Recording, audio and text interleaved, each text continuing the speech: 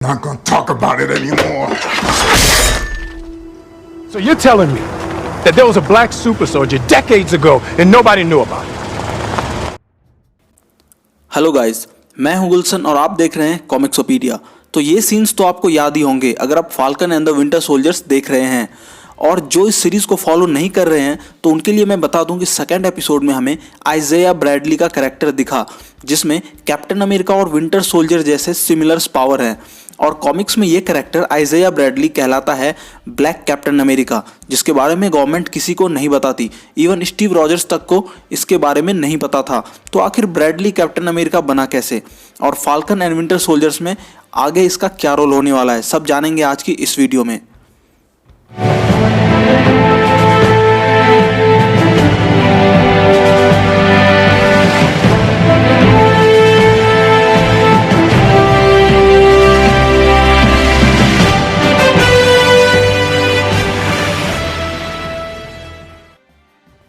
Year 1940 में professor अर्स्काइन ने super soldier serum बनाया और एक volunteer skinny soldier Steve Rogers को बदल दिया एक हट्टे कट्टे एब्स वाले सुपर सोल्जर में। पर उसी समय डॉक्टर अर्स्काइन का मर्डर हो जाता है एक अंडरकवर नाजीज एजेंट के हाथों, और ये सुपर सोल्जर सीरम का फॉर्मूला उनके साथ ही चला जाता है। वहीं दूसरी ओर दुनिया को मिलता है एक कॉस्ट्यूम्ड और sealed super hero Captain America, जो पर्ल हार्बर वाली लड़ाई में शामिल होता है, वर्ल्ड वॉर में शामिल होता है और नाजीज के खिलाफ जंग लड़कर पूरी दुनिया में फेमस हो जाता है।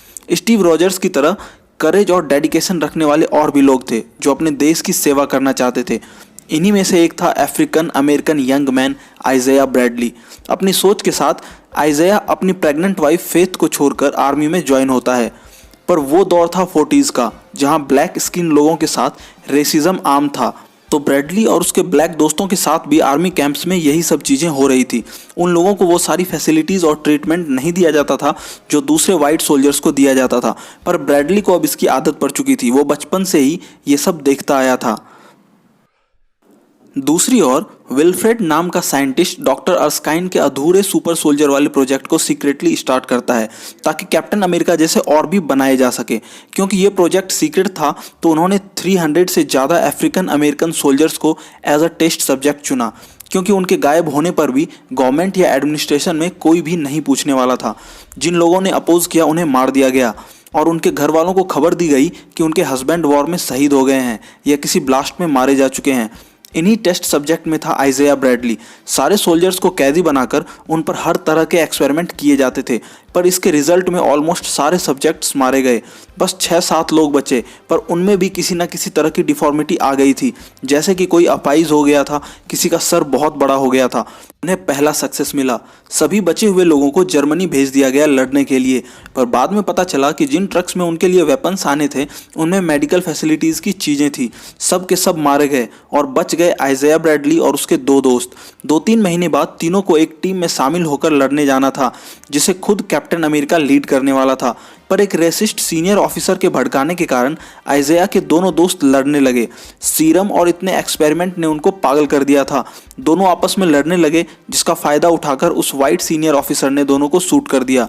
बच गया सिर्फ आइज़ाया Bradley, the only black super soldier. दूसरी तरफ स्टीव रॉजर्स किन्हीं कारणों से लेट हो जाता है और टीम के पास ब्रैडली को छोड़कर कोई और ऑप्शन नहीं था। ब्रैडली के लिए ये एक सुसाइड मिशन की तरह था, जहां वो अकेला जर्मनी में एक नाजी कैंप पर अटैक करने वाला था। ब्रैडली वहां जाता तो है, पर जो super hero costume captain America के लिए रखी गई थी वो उसे ही उठा ले जाता है और खुद बन जाता है कैप्टन अमेरिका। ब्रैडली अपनी जी जान लगाकर कैंप पर अटैक करता है और नाजीज के सारे फाइल, सारे डेटाबेस खत्म करता जाता है। वहाँ उसे ये भी पता चलता है कि नाजीज भी किसी सुपर सोल्जर सीरम पर एक्सपेरिमेंट कर रहे थे, जिसके मरे हुए टेस्ट सब्जेक्ट को देखकर ब्रैडली का खुद पर से कंट्रोल हट जाता है और उसे खुद पर हुए टॉर्चर्स याद आने लगते हैं। लास्ट में नाजीज के एक गैस चैम्बर में फंसने के बाद भी जब वो नहीं मरता तो उसे बर्लिन ले जाया जाता है, जहाँ की खुद एडॉल्फ हिटलर उसे इंटरोगेट करता है। उसे ऑफर भी किया जाता है कि वो नाजीज की ओर से लड़े, पर वो मना कर देता है। मना करने पर हिटलर उसे नाजीज के डॉक्टर यूसुफ मेंगाले के पास भेज देता है, जहां पर उस पर रिसर्च किए जाते। पर रास्ते में ही जर्मन के फ्रीडम फाइटर्स उसे भगा देते हैं और इतने सालों बाद ब्रैडली अपने घर अमेरिका पहुंचता है। आइज़ाया ब्रैडली ने इतने टॉर्चर सहे, इतने एक्सपेरिमेंट सहे, इतने सेक्रीफाइसेस देने के बाद भी ब्रैडली पर आर्मी वालों ने कोर्ट मार्शल किया और उसे उम्र कैद की सज़ा सुनाई गई, सिर्फ इसलिए क्योंकि उसने कैप्टन अमेरिका के ड्रेस को चुराया था। ब्रैडली 17 सालों तक जेल में सड़ता रहा और 3 सालों से लगातार उसकी वाइफ फेथ हर महीने प्रेसिडेंट को एक लेटर लिखती थी। टाइम थोड़ा मॉडर्न हो चुका था और प्रेसिडेंट ब्रैडली को रिहा करवा देते हैं, पर यह शर्त रखी जाती है कि उसकी फैमिली का कोई भी मेंबर इस बारे में किसी को भी नहीं बताएगा और इसे सीक्रेट रखा जाएगा। मेडिकल केयर ना मिलने की वजह से और अपने साथ हुए सारे इंसिडेंट्स को याद कर करके ब्रैडली का माइंड कमज़ोर होने लगता है, पर धीरे धीरे ये स्टोरी किसी तरह से अफ्रीकन अमेरिकन कम्युनिटी में पॉपुलर होने लगती है। कुछ लोग इसे मिथ कहते हैं, कुछ लोग इसे सच कहते हैं। उन्हें एक लेजेंड ब्लैक कैप्टन अमेरिका की कहानी मोटिवेट करती है, इनकरेज करती है।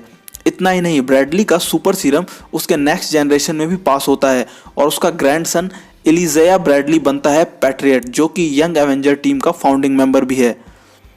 ये सारी चीज़ें कैप्टन अमेरिका तक को पता नहीं थी और वॉर ख़त्म होने के सालों सालों बाद कैप्टन अमेरिका को एक आर्मी ऑफिसर के घर उसके कलेक्शन में ब्रैडली की कैप्टन अमेरिका वाली फटी हुई कॉस्ट्यूम दिखती है, जिसके बारे में इन्वेस्टिगेट करने पर उसे पूरी स्टोरी का पता चलता है।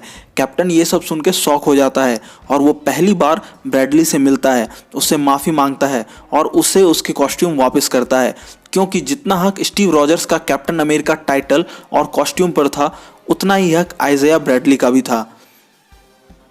तो अब आइज़ाया ब्रैडली हमें falcon and the winter soldier में दिख चुका है, जहां वो अपनी आर्मी और अपने गवर्नमेंट से बहुत गुस्सा है और ऑब्वियसली इस सीरीज़ में उसका बहुत ही इंपॉर्टेंट रोल होने वाला है। साथ ही उसके ग्रैंडसन एलिज़ेआ ब्रैडली को भी टीज़ किया गया है, जिसका मतलब है मार्वल डिज्नी प्लस पर यंग एवेंजर्स लाने की सोच रहा है।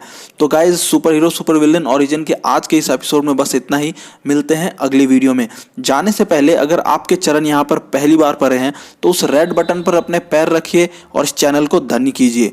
वीडियो अगर पसंद आई हो तो लाइक ज़रूर करना और नेक्स्ट वीडियो सजेशंस की भरमार कमेंट्स में कर दो।